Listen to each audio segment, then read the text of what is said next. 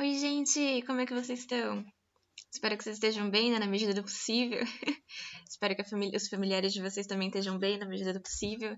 Espero que tenha dado para descansar um pouco nessas férias do cursinho, né? Isso é muito importante, o descanso é muito, muito importante. Por aqui tá tudo bem também, na medida do possível. Então, vamos lá, é muito bom ter vocês de volta. Tô com muita saudade, queria poder estar conversando com vocês pessoalmente, né? Mas infelizmente a gente não sabe quando isso vai poder acontecer. Mas nesse meio tempo a gente faz o que pode, né? Hoje a nossa aula vai ser mais uma visão geral de tudo que a gente aprendeu até agora. Então a gente vai passar o olho em tudo que a gente estudou no semestre passado, tá bom? Para dar uma refrescada na memória. E essas semanas daqui em diante, nesse primeiro mês, vai ser de revisão, tá bom? A gente vai revisar tudo que a gente aprendeu de importante do semestre passado, porque o grosso do que a gente precisa aprender de gramática para o vestibular, a gente já viu semestre passado. A função desse segundo semestre vai ser a gente fortalecer e fixar o que a gente já estudou, tá bom?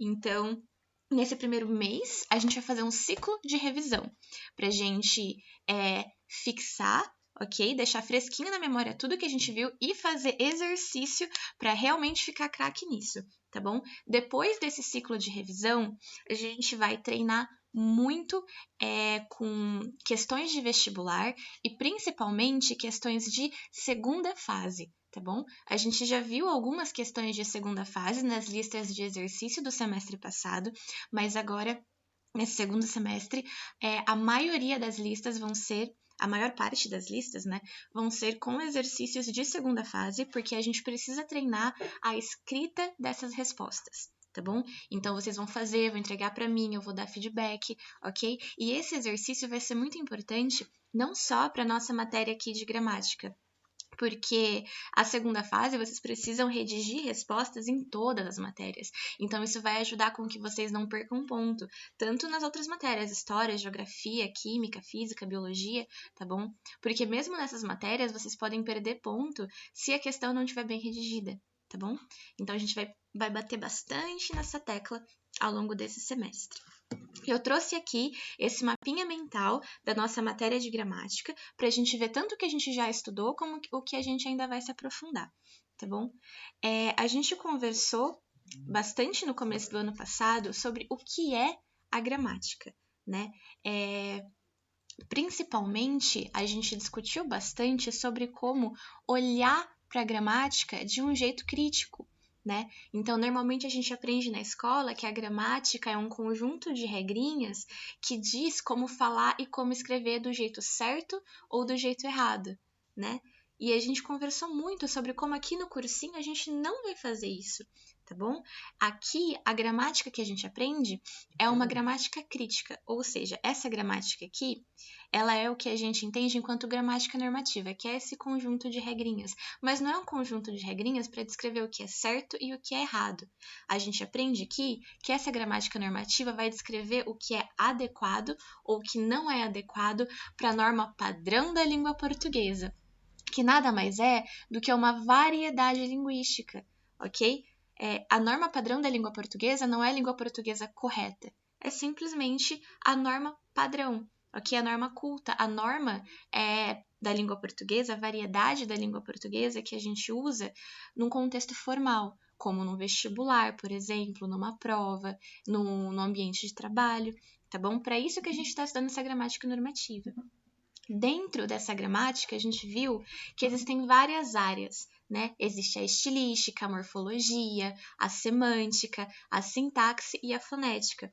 A estilística foi a primeira que a gente estudou, que é as diferentes maneiras, os diferentes estilos de uso da língua, né? Dentro de estilística, a gente viu variedade linguística, elementos da comunicação, função da linguagem e figuras de linguagem. Vocês estão lembrados? Vamos passar o olho rapidinho pelas coisas mais importantes que a gente viu dentro de estilística. Vamos lá. Começamos por variedades linguísticas, lá no comecinho do ano. né? E o que foi importante nessas nossas aulas de variedades linguísticas? Entender que a língua portuguesa é muito complexa e que a língua, ela é viva. O que significa dizer que a língua é viva? Significa dizer que ela muda, que ela se adapta conforme os falantes usam a língua, ok? E isso vai resultar em diferentes variações, ok? Nós temos variação regional, ou seja, a maneira que a gente fala normalmente algumas palavras aqui no Sudeste, em São Paulo, não é a mesma maneira que pessoas vão falar necessariamente no Nordeste ou no Sul do país, ok? Nós temos também a variedade histórica da língua portuguesa, que é a maneira que a gente fala hoje, 2020, a língua portuguesa, não é a mesma maneira que a língua portuguesa era falada há 100, 200, 300 anos atrás, ok? A variedade social da língua portuguesa também, porque pessoas pertencem a classes sociais diferentes, estão em meios sociais diferentes. E esses meios sociais diferentes vão influenciar como a língua é usada, ok? A variação situacional, a gente viu também que dependendo de onde a gente está, a gente vai falar de maneira diferente. Eu falando com vocês agora, eu estou falando de um jeito. Quando eu fechar o computador aqui e conversar com a minha família, pode ser de outro jeito. Quando eu converso com os meus amigos, de outro jeito. Se eu vou entrar daqui a pouco à noite numa aula com os meus professores da faculdade, eu posso falar de outro jeito, ok? O uso da nossa língua vai variar de acordo com todos esses parâmetros e de acordo com a situação também. E, por último, nós vimos também a variedade de prestígio da língua portuguesa, que também pode ser entendida como norma culta da língua portuguesa, ok? É o que a gente aprende na escola normalmente como sendo o jeito certo de falar. Mas lembra, a gente não está trabalhando aqui com o jeito certo, a gente está trabalhando com o jeito adequado de usar a língua portuguesa, ok? Que vai variar de acordo com todas as características. Então, com quem a gente está falando, onde que a gente está, qual é o nosso objetivo, tá bom? Isso que a gente viu em variações linguísticas. Logo depois, deixa eu voltar para a imagem aqui, ó. Outra coisa importante que a gente viu também dentro disso... calma, tem mais ainda. Além das variedades linguísticas, nós conversamos todas as variações aqui. Nós lemos textos, foi muito legal.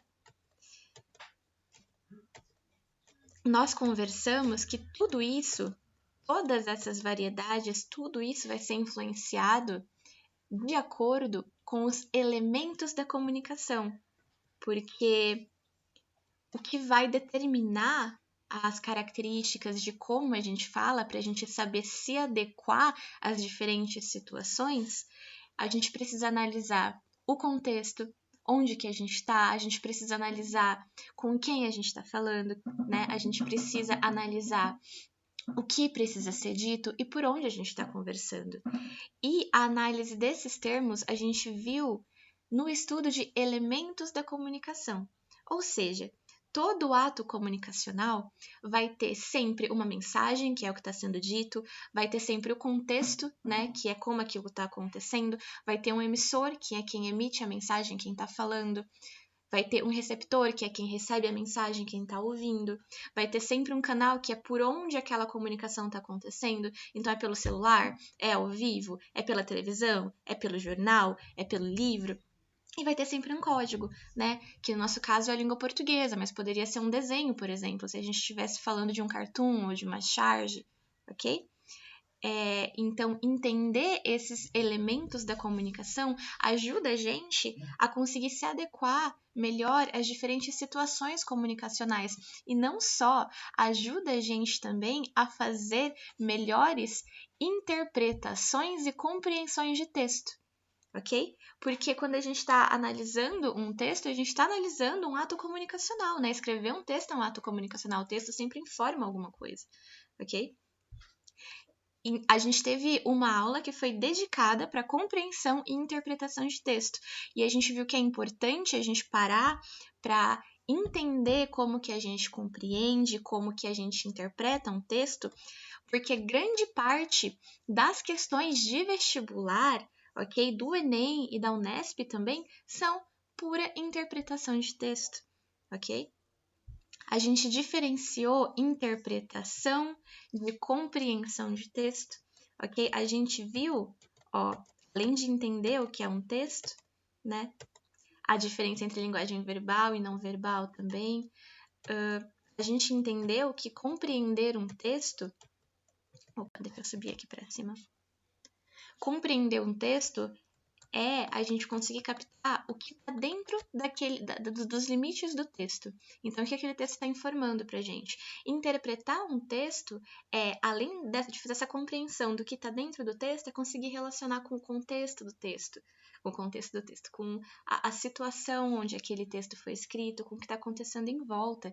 Então, a compreensão é uma etapa, a interpretação é outra etapa, e as duas são importantes para a gente fazer uma análise competente daquele texto, para a gente conseguir tanto acertar aquela questão de vestibular, quanto a gente conseguir estar no mundo de maneira crítica, de maneira consciente. Voltando para o nosso manualzinho aqui, nós vimos também dentro de estilística algo muito, muito, muito importante, que são as figuras de linguagem. E eu estou dando muita ênfase nesse muito, muito, muito importante, porque vocês lembram que a gente conversou que todo vestibular, todo vestibular vai ter pelo menos uma questão de figura de linguagem, ok? É um tema muito comum, um dos temas que mais caem. E não só em vestibular, em concurso público também, além de ser um recurso estilístico, né, um recurso de linguagem muito usado no mundo em geral. Então, sempre que a gente ouve uma música, tem lá uma figura de linguagem. Quando a gente está conversando também com os nossos amigos, a gente pode fazer comparações, a gente pode falar de maneira irônica. Tudo isso são figuras de linguagem, ok? E a gente estudou que existem 10 figuras de linguagem que são as mais importantes, que vocês precisam ter na ponta da língua, ok? Quando a gente está pensando em vestibular, que é comparação, metáfora, metonímia, antítese, paradoxo, personificação, hipérbole, eufemismo e ironia, ok? Elas são as básicas, as essenciais, tá bom? A gente não pode ir para o vestibular, ou seria bom se a gente não fosse para o vestibular, sem saber essas 10 figuras de linguagem, tá bom? Mas que além delas, existem outras figuras de linguagem bacanas da gente lembrar também. Essas vocês não precisam, assim, não há tanta exigência de que vocês tenham ela na cabeça na hora certinho, mas pode ser que elas apareçam. Opa, sumiu, cadê? Que são essas aqui, ó. Vai. Ó, aí já entra mais, né? A onomatopeia, a aliteração, assonância, catacrese, hipérbato, elipse, zeugma. Aí até os nomes ficam mais chatinhos de lembrar. E a gente viu uma por uma, a gente viu exemplo, a gente fez exercício, tá bom? E a gente vai ver no nosso ciclo de revisão mais a fundo, tá? Mas foi isso aqui que a gente viu de figura de linguagem. Lembrem-se, figura de linguagem é uma matéria extremamente importante, ok? Extremamente importante. Então, muita atenção aqui na nossa revisão para fixar de vez esse assunto. Então, a gente fechou, né, o nosso ciclo de estilística no começo do semestre. Logo depois, a gente entrou em morfologia. Morfologia é o estudo, logia é estudo, né, dentro da gramática, da forma e da classificação das palavras, ok? E nisso, a gente estudou classes de palavras ou classes gramaticais. Vocês lembram quais são as classes gramaticais que são importantes na língua portuguesa? Vamos dar uma olhadinha aqui, só para a gente relembrar. A gente vai estudar a fundo no nosso ciclo de revisão já, mas só para a gente lembrar, se a internet deixar, né? Essas classes gramaticais, nós temos 10 na língua portuguesa, né? Que são substantivo, artigo, adjetivo, numeral, pronome, verbo, preposição e tá aqui, ó. Foi. Conjunção e interjeição, tá bom? São classes de palavras muito importantes que vão ajudar a gente a fazer uma interpretação de texto competente e que vão ser muito, muito, muito importantes para a gente estudar análise sintática, tá bom? Vamos fazer revisão também de cada uma dessas classes gramaticais, mas voltando aqui para o nosso esqueminha. Logo depois que a gente viu morfologia, a gente foi para sintaxe, tá bom? O que é a sintaxe? É a área da gramática onde a gente analisa, que a gente estuda, né, a análise sintática, que é o estudo dos termos da oração em relação a si mesmos. É uma definição esquisitinha, mas a gente vai ver com calma na revisão de novo, tá bom? O que a gente viu em análise sintática? é uma das áreas que costumam ser as mais chatinhas dentro da gramática, porque tem bastante regrinha, mas a gente começou do bem básico, foi no bem devagar e a gente vai fazer revisão. Então vai ficar tudo bem. Do começo, a gente começou a estudar, né, que a análise sintática, ela estuda os termos da oração. E para isso, a gente viu o que é uma oração, né? Diferenciou uma oração de uma frase, de um período, ok? Mas nós vimos que a essência da análise sintática, a primeira coisa que a gente faz em análise sintática é encontrar o verbo. Lembra que a gente conversou que morfologia vai ser muito importante para análise sintática? Verbo é uma classificação gramatical morfológica, né? A gente lembra disso? A gente precisa entender a morfologia, entender o que é um verbo, entender o que é um substantivo, entender o que é um adjetivo, porque isso vai ajudar a gente a fazer análise sintática. A primeira coisa que a gente tem que fazer na análise sintática é encontrar o verbo. Então, a gente precisa saber classificar um verbo. A gente precisa saber identificar um verbo, ok? Análise sintática, a gente tem uma oração, ok? Uma frase verbal, a gente encontra o verbo. Encontramos o verbo, a segunda coisa que a gente faz é separar sujeito de predicado, ok? Sujeito é o termo da oração sobre o qual o verbo está dizendo alguma coisa. E predicado é o que está sendo feito, o que está acontecendo ali, ok? É o que o verbo está falando sobre o sujeito. Tá dando para lembrar? Vocês estão pegando? Por exemplo, olha, eu adoro sorvete. Qual que é o verbo? Ou seja, a palavra que indica ação, adoro. Né? Dá até pra gente conjugar o verbo adoro. Eu adoro, tu adoras, ele adora, nós adoramos, ok? Primeira coisa que a gente faz é achar o verbo, adoro. Agora a gente acha o sujeito. Para achar o sujeito, a gente pode perguntar para o verbo quem? Quem adora sorvete? Eu adoro sorvete. Então, eu aqui é o sujeito. E predicado é tudo que não é o sujeito. Então, predicado é adoro sorvete. Vocês devem estar lembrando agora, se vocês conseguiram acompanhar as aulas de análise sintática, que a gente escrevia a frase no Paint, né? E aí coloria todas as palavrinhas. Então, achou o verbo, pinta o verbo de verde. Acha o sujeito, pinta o sujeito de roxo. Separa predicado, risca tudo para a gente conseguir entender direitinho. Vocês estão lembrando? Esse é o rolê com a análise sintática. Isso é o básico da análise sintática. Achar o verbo, separar o sujeito, separar o predicado. Depois, a gente aprendeu que a gente precisa também saber classificar o sujeito, né? Não é só encontrar, é classificar. Existem vários tipos de sujeito dentro da língua portuguesa. Né? Esperar ele carregar aqui bonitinho, que aí a gente conversa mais sobre os tipos de sujeito. A gente viu um esqueminha sobre eles. Dentro da língua portuguesa, o sujeito pode ser determinado, indeterminado ou inexistente. Se o sujeito for determinado, ok? Ele pode ser simples, ou seja, está escrito lá. Ele pode ser composto, está escrito lá, mas é mais de um. Por exemplo, eu adoro sorvete, seria sujeito simples. Eu e meu irmão adoramos sorvete, sujeito composto. Eu e irmão. E sujeito oculto, que é quando o sujeito não está escrito ali, mas você sabe quem é. Por exemplo, se eu só chego e falo, adoro sorvete. A palavrinha eu não está escrita, mas dá para saber que é eu, por conta da predicação verbal. A gente viu isso com calma, a gente vai ver de novo. O sujeito pode ser indeterminado também, ok? Se a gente não sabe, não consegue determinar quem é o sujeito da ação. Por exemplo, putz, quebraram meu lápis. A gente não consegue dizer quem quebrou o lápis, a gente sabe que ele foi quebrado por alguém. E o sujeito inexistente também, que é quando a gente tem orações sem sujeito. Por exemplo, choveu muito hoje. O verbo é choveu, mas quem choveu muito hoje? A chuva? Não faz sentido, porque é uma oração sem sujeito, ok?